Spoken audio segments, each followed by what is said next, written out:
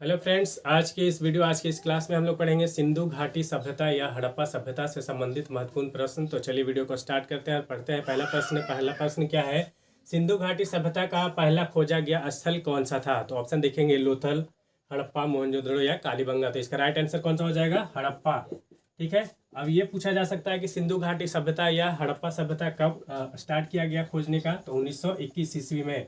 उस समय भारतीय सर्वेक्षण पुरातत्व विभाग के अध्यक्ष कौन थे? तो जॉन मार्शल। इन्हीं के नेतृत्व में ये काम किया गया था, जॉन मार्शल। ठीक है।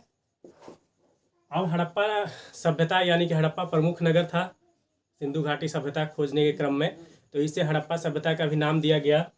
अब इसके उत्खननकर्ता कौन थे हड़प्पा के? तो दयाराम साहनी। ये भी प्रश्न आ सकता है, तो इसे ध्यान रखेंगे। हड़प्पा जो है, हड़प्पा वो रावी नदी के किनारे स्थित था। ठीक है। अब प्रश्न ऐसा ही पूछ सकता है हड़प्पा के बारे में।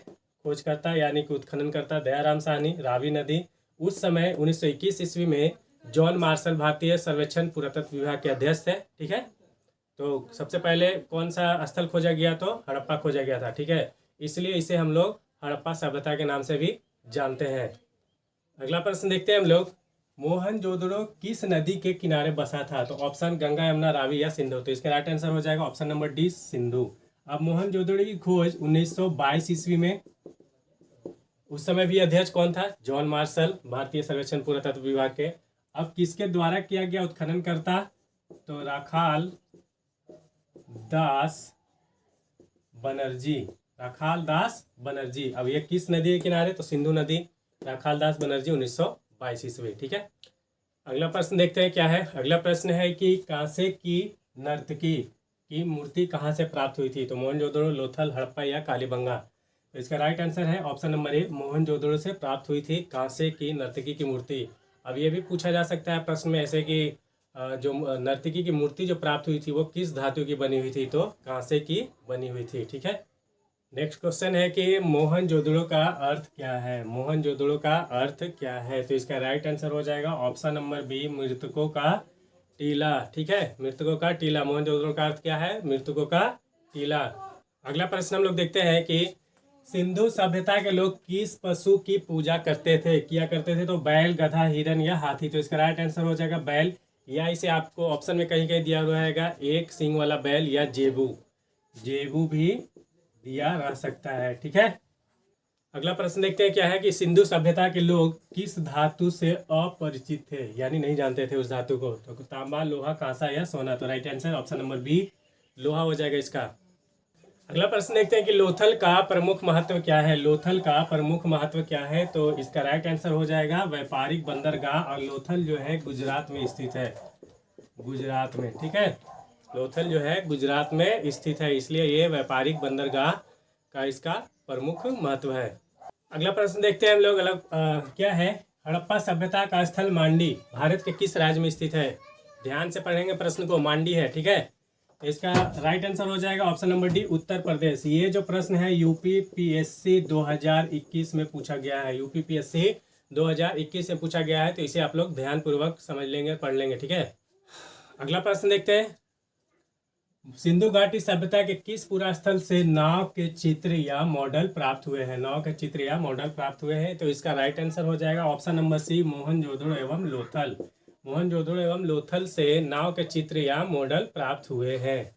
अगला प्रश्न क्या है? चलिए देखते हैं ध्यान से कि हड़प्पा सभ्यता को किस युग की सभ्यता माना जाता है? किस युग की सभ्यता माना जाता है? तो इसका राइट आंसर हो जाएगा ऑप्शन नंबर सी, कांस्य युग का सभ्यता माना जाता है। हड़प्पा सभ्यता को या सिंधु घाटी सभ्यता को कांस्य युग का सभ्यता माना जाता है।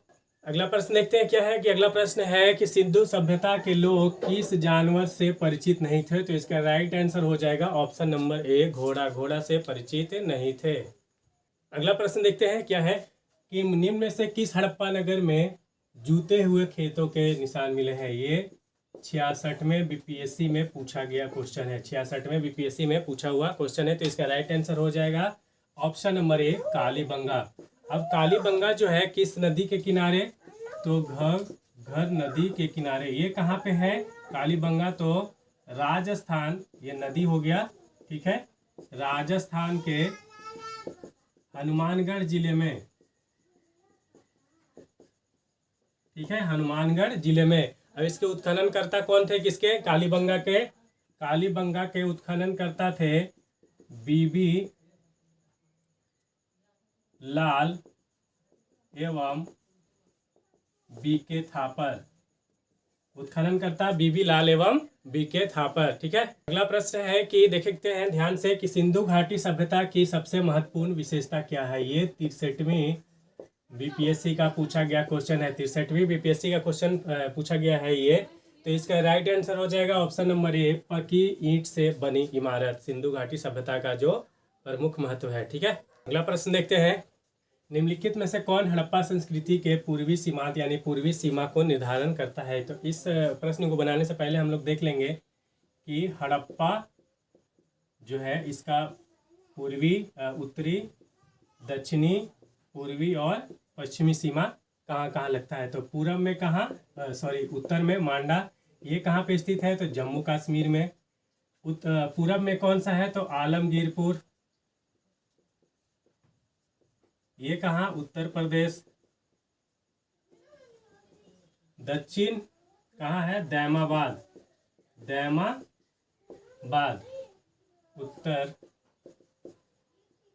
उत्तरी सीमा, दक्षिणी, पूर्वी और पश्चिमी, ठीक है। तो दैमाबाद ये कहाँ है, महाराष्ट्र। और पश्चिमी में जो है सुतका गेंडोर, ये बलूचिस्तान, ठीक है। तो अब इससे ऑप्शन देखते हैं हम लोग, कौन सा पूछ रहा है, पूर्वी सीमांत या पूर्वी सीमा जो हड़प्पा सभ्यता या सिंधु घाटी सभ्यता का। तो कौन सा ऑप्शन आ रहा है यहाँ से, आलमगीरपुर। पूर्वी में कौन सा स्थित है, आलमगीरपुर। तो इसका राइट आंसर हो जाएगा ऑप्शन नंबर बी। ये जो प्रश्न है यूपी पीएससी 2023 में पूछा गया प्रश्न है पूर्वी सीमांत का। तो आपसे कभी दक्षिणी, कभी उत्तरी, कभी पश्चिमी भी पूछ सकता है। तो ध्यान रखेंगे कि उत्तरी में मांडा, दक्षिणी में दैमाबाद और पूर्वी में आलमगीरपुर और पश्चिमी में सुतका गेंडोर, कहाँ, बलूचिस्तान। उत्तरी में जो मांडा है जम्मू कश्मीर, दक्षिणी में जो दैमाबाद है महाराष्ट्र, पूर्वी में जो आलमगीरपुर है उत्तर प्रदेश और पश्चिमी में सुतका गेंडोर, कहाँ, बलूचिस्तान। तो ये मैप, शॉर्ट मैप को ध्यान रखेंगे, इससे आपसे कभी पश्चिमी, पूर्वी, उत्तरी, दक्षिणी कुछ भी पूछ सकता है। तो ये यूपी पीएससी 2023 का क्वेश्चन है, ठीक है। तो आप लोग इसे ध्यानपूर्वक पढ़ेंगे प्रश्न को और बारी बारी से इसका राइट आंसर टिक करेंगे, ठीक है ना। कोई भी प्रश्न हड़बड़ी में नहीं पढ़ना है, ध्यानपूर्वक पढ़ना है इसको, ठीक है।